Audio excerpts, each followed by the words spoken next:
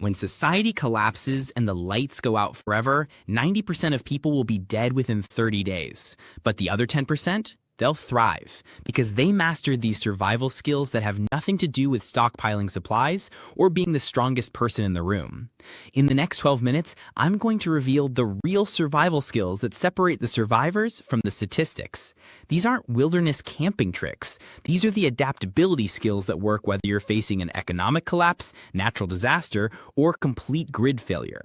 And by the end of this video, you'll know exactly what to focus on right now to be in that surviving 10%. Welcome to Finance, where we prepare you for the realities others won't talk about. If this content helps you think differently about preparedness, smash that like button and subscribe for more survival strategies that actually work. Most people think survival is about who has the biggest stockpile or the toughest attitude. They're wrong. History shows us that true survival comes down to three things: adaptability, foresight, and mastering core skills that work in any crisis. Let me show you what that actually means. The most important survival skill isn't physical, it's mental. It's called pre-planning and risk assessment, and it's the difference between staying alive and standing in the wrong line when the food runs out. When systems collapse, whether it's power, money, or law enforcement, those who thought ahead are the ones who thrive. Start by asking yourself these critical questions. What are the most likely disasters in your area? Earthquakes, floods, economic collapse, civil unrest? What resources do you actually have access to? Not what you wish you had, but what you can realistically obtain and maintain. What are your escape routes if you need to leave quickly? And who can you actually rely on when things get bad? This isn't about being paranoid, it's about being realistic. The people who survive are those who game out scenarios ahead of time and make contingency plans. They're not reacting to disaster, they're staying several steps ahead of it. Now let's talk about fire. When the grid goes down, fire becomes more than convenience. It's your lifeline. But here's what most people get wrong. They depend on matches and lighters. Those are temporary solutions. Real preparedness means knowing how to create fire from scratch. The bow drill method requires patience and practice, but it's reliable when you have no modern tools.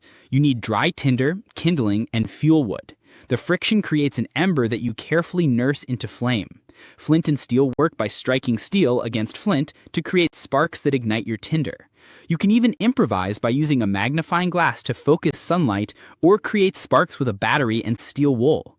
Why does this matter so much? Fire isn't just about warmth. It allows you to boil water for safety, cook food to prevent illness, ward off both animal and human predators, and provide psychological comfort in the darkness. If you can make fire without modern tools, you're in control. If not, you're at the mercy of luck. Water is survival's absolute priority. You can last weeks without food, but only days without water. And just because you find water doesn't mean it's safe to drink. Contaminated water can kill you just as surely as no water at all. Boiling is the gold standard for purification. Bring water to a rolling boil for at least 1 minute to kill bacteria, viruses, and parasites. If you don't have a pot, heat rocks in a fire and drop them into a container of water. You can create DIY filtration using layers of charcoal, sand, and cloth to remove debris and some contaminants. Solar disinfection works too.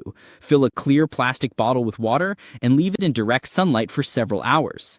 When looking for water sources, avoid anything near dead animals, with chemical smells, or unusual colors. Assume all standing water is contaminated unless you purify it first.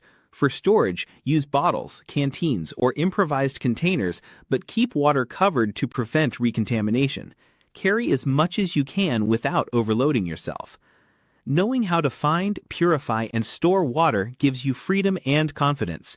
That psychological edge is just as important as the physical hydration. When GPS fails, you need to navigate the old-fashioned way. Modern technology has made us dangerously reliant on devices that won't work when we need them most. Learn to read paper maps, paying attention to contour lines that show elevation and terrain features. Practice using a compass to set a bearing and follow it accurately. Natural navigation techniques can save your life. The sun rises in the east and sets in the west. Use this to maintain direction during the day. At night, find the North Star to orient yourself. Moss typically grows thicker on the north side of trees in the northern hemisphere. Rivers and streams usually flow toward larger bodies of water and civilization. These skills mean you can avoid danger, find resources, and reach safety even when all technology fails. Practice them now because when you're under stress and possibly injured, muscle memory will be all you have. Exposure can kill you faster than hunger or thirst. Knowing how to build emergency shelter is absolutely vital for survival. Location matters more than materials. Choose high, dry ground away from flood zones and dead trees that could fall. Look for natural windbreaks like rock formations or dense vegetation. Use whatever materials you can find: tarps, ponchos, trash bags, branches, leaves, or even snow. Build lean-tos against trees, A-frame structures, or debris huts depending on conditions. The key is insulation. Pile leaves, pine needles, or spare clothing between you and the ground to prevent heat loss from conduction. If you're trying to hide, camouflage your shelter. If you want to be rescued, make it visible. Always ensure ventilation if you're using fire inside to prevent carbon monoxide poisoning. A well-built shelter is both a physical and psychological barrier, giving you security and a place to regroup your thoughts. In a crisis, professional medical help may be hours or days away. Improvised first aid can keep someone alive until help arrives. For wound care, use boiled and cooled water to clean injuries and improvise bandages from clean cloth. To stop bleeding, apply firm, steady pressure. Don't keep lifting the cloth to check. For sprains and fractures, improvise splints with sticks, magazines, or cardboard. Treat burns by cooling with water for at least 10 minutes, then cover loosely with clean cloth. Never use ice directly on burns. For hypothermia, focus on gradual warming and insulation. For heat exhaustion, provide shade and small sips of water. Resourcefulness is everything. A scarf becomes a sling, a belt becomes a tourniquet, a water bottle becomes a wound irrigator. Practice these techniques now so you can act instinctively when someone's life depends on your knowledge. When hunger sets in, you'll see the world completely differently. Survival food isn't about taste, it's about calories and safety. Focus on small game like squirrels, rabbits, and birds rather than trying to hunt large animals. They're more abundant and easier to catch with simple traps. Set snares and traps using wire, cord, or even shoelaces, then focus on other tasks while they work. For fishing, improvise hooks from safety pins or thorns. A simple line can yield a substantial meal. Learn to identify edible plants like dandelions, cattails, wild berries, and acorns, but avoid mushrooms unless you're an expert. The risk isn't worth it. Don't overlook insects. Crickets, grasshoppers, and larvae are protein-rich and abundant. Just cook them first to avoid parasites. Learn food preservation techniques like smoking, drying, and salting to prevent spoilage and make the most of every catch you make. When society's rules break down, your safety becomes entirely your responsibility. This starts with mindset. Avoid trouble before it finds you. Stay alert, trust your instincts, and don't take unnecessary risks. Confidence and assertive body language make you a less appealing target to predators. Learn a few high-impact defensive moves. Strikes to the eyes, throat, and groin can disable an attacker long enough for you to escape. Practice using improvised weapons like sticks, tools, or even keys. For home defense, secure all entry points, set up noise traps to alert you to intruders, and keep defensive tools within easy reach. Remember, survival isn't about proving how tough you are. It's about staying alive. Avoid confrontations whenever possible, but be mentally and physically prepared to defend yourself and your family when avoidance isn't an option. Your tools are your lifeline in a survival situation. A dull knife or broken axe can literally be deadly when you're depending on them for food, shelter, and protection. Clean and maintain metal surfaces regularly, wiping them down and storing them in dry places. Use oil, vegetable, mineral, or even animal fat to prevent rust and corrosion. Keep all blades sharp using whetstones, flat rocks, or even the bottom of a ceramic mug. Learn to carve and fit replacement handles from hardwood when handles break or wear out.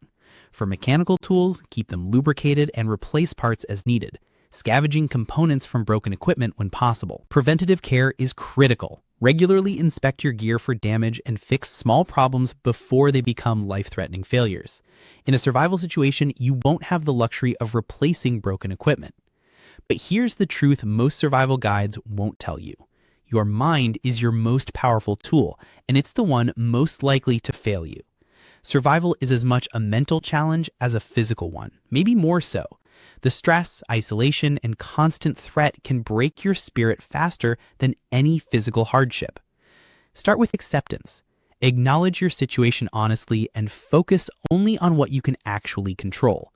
Break your day into small, manageable tasks rather than being overwhelmed by the enormity of your circumstances. Talk to yourself or others to keep your thoughts organized and prevent your mind from spiraling into despair. Maintain small rituals and find humor wherever possible. These provide comfort and a sense of normalcy in chaos. Keep long-term goals in mind to maintain motivation when immediate survival takes all your energy. Your mental resilience determines whether you give up or keep fighting when everything seems hopeless. When disaster strikes, it's not the strongest or the most prepared who survive. It's those who can adapt, think ahead, and master these core skills that matter most. From making fire and purifying water to building shelter and maintaining your sanity, these abilities are universal, timeless, and absolutely within your reach. The time to start practicing is now, not when the crisis hits.